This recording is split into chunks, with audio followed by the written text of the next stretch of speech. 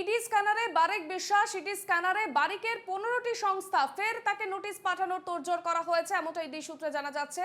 বারিককে গত শুক্রবারই তলব করা হয়, কিন্তু ইডি তলবে সাড়া দেয়নি বারেক বিশ্বাস এবং তার প্রতিনিধি যান সিজিও কমপ্লেক্সে। রেশন দুর্নীতিতে ইডি স্ক্যানারে এবার বারেক বিশ্বাস এবং তার 15টি সংস্থা রয়েছে, সেই বিষয় খতিয়ে দেখার জন্যই তাকে ডেকে পাঠানো হয়েছে এবং 15টি সংস্থার বিষয় বিস্তারিতভাবে খতিয়ে দেখতে চান তদন্তকারীরা, এমনটা ইডি সূত্রে জানা যাচ্ছে। আমাদের সঙ্গে সরাসরি রয়েছেন আমাদের প্রতিনিধি পৃথা দাশগুপ্ত। পৃথা, রেশন দুর্নীতি কাণ্ডে এবার বারিক বিশ্বাসের যে 15টি সংস্থা রয়েছে, সেই 15টি সংস্থায় তদন্ত করে দেখতে চাই ইডি। একদমই, দেখো ইডির স্ক্যানারে একদিকে যেরকম বারিক বিশ্বাস তিনি তো রয়েছেন, তার সঙ্গে তার যে 15টি সংস্থা বা 15টি কোম্পানি সেগুলো কিন্তু ইডি স্ক্যানারে রয়েছে। এবং গত শুক্রবার বারিক বিশ্বাসকে ডেকে পাঠানো হয়েছিল সিজিও কমপ্লেক্সে, কিন্তু তিনি আসেননি। তার এক প্রতিনিধি এসেছিলেন যা যা ডকুমেন্টস জমা করবার কথা ছিল সেগুলো নিয়ে। কিন্তু তাকে প্রশ্ন করাটা অত্যন্ত গুরুত্বপূর্ণ, কারণ যে 15টা সংস্থার কথা হচ্ছে সেখানে সেই সংস্থার মধ্যে কোনোটাতে তিনি ডিরেক্টর, প্রত্যেকটি জায়গাতেই তিনি কোনো না কোনো পদে ছিলেন।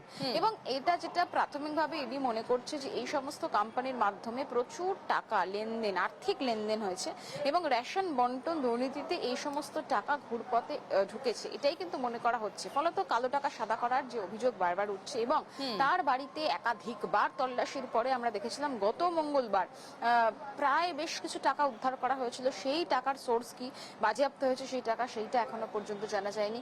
এবং রেশন বন্টন দুর্নীতি মামলায় তুমি জানো ইতিমধ্যে দুই ভাই, দেগঙ্গা তৃণমূল ব্লক যে সভাপতি, তিনি ইতিমধ্যেই গ্রেফতার হয়েছে, তার দাদা আলিফ নূর। ফলত সবটা মিলিয়ে তাদেরকে জিজ্ঞাসাবাদ করে এবং বারিক বিশ্বাসকে জিজ্ঞাসাবাদ করে এর যেটা রুট, সেই রুটটা কিন্তু খুঁজতে চাইছেন তদন্তকারী আধিকারিকরা। অন্যদিকে এই যে বিষয়টা, অর্থাৎ রেশন বন্টন দুর্নীতিতে এই যে 15টি সংস্থা যেটা বারিক বিশ্বাসের নামে ছিল বিভিন্নভাবে, সেইখানের যা ব্যাংক ডিটেলস রয়েছে, ডকুমেন্টস রয়েছে, আইটি ফাইল রয়েছে, এই সমস্ত বিষয় খতিয়ে দেখতে চান কেন্দ্রীয় তদন্তকারী সংস্থা।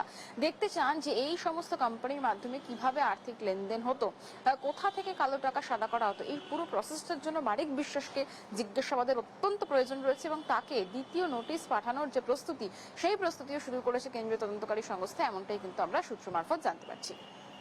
একেবারেই পৃথা, আমরা যে খবরে নজর রেখেছি, রেশন দুর্নীতিতে ইডি স্ক্যানারে বারেক বিশ্বাস এবং তার যে 15টি সংস্থা রয়েছে। পৃথা, তোমার কাছে আবারও যাবো, এই 15টি সংস্থা মূলত কিসের হদিশ পেতে বা কিসের যোগসূত্র পেতে ইডির এই তলব?